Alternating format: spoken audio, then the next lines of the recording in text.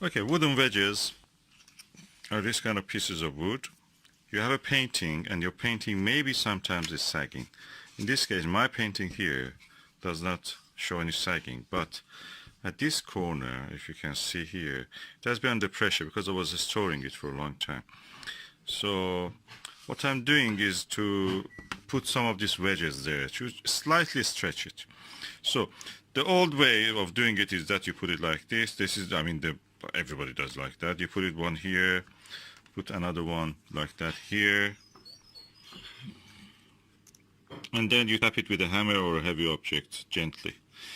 But when you look at the old masters' work, what they do is actually different. The old masters put the wedge that they want to go put here in this direction, touch it,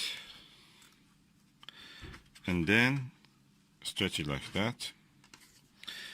And then the next one will be going like that.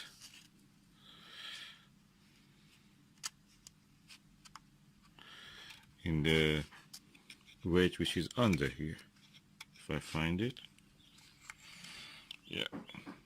So now you have a very firm wedge that will actually work for you. You just tap it after this. Tap it gently. If you have a ballpoint hammer, you can just use it, or you can just use any heavy object, gently just tapping it. And that will stretch your canvas.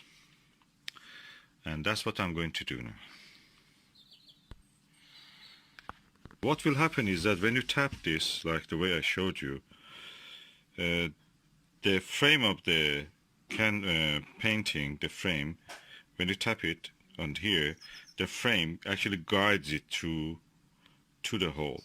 It very beautifully sits there. With gentle taps, it will be more than adequate. But the other way that I showed, and everybody in YouTube always says you to do this, is just practically distorts the frame a little bit. It leaves a gap also, and it may not be also even strong enough. This is the way which I've studied the old masters, and the old masters do it like that. I show you again this way that the old masters do. This is the gap that you want to put your wedge in. So you point it like that, and that will be the way it is. The next one that you want to put on the adjacent gap, and that is this one, goes in this way into that gap. And then you gently tap on this end and on this end. I'll be showing you the result again. Okay, that's the second one that I did. And I will do this, repeat this for all the four corners. I've already done two, and I will do the rest. And now I've done the four corner. You look at it and you know that this is a master's way. Look at how beautiful they look. How the symmetry is there. You know, it's beautiful. So this is the painting that I made. I think 2010 or 11 I made this. Painted it, and now it didn't cost me more than the £2. I think the frame was £1, the canvas itself, and the paint I bought it from the Poundland also, or 99p shop, acrylic, and £2 for a painting. So this is the way up.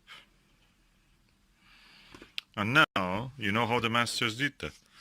I'm old, and I became a master by doing this, or following the masters. I'm an old master now.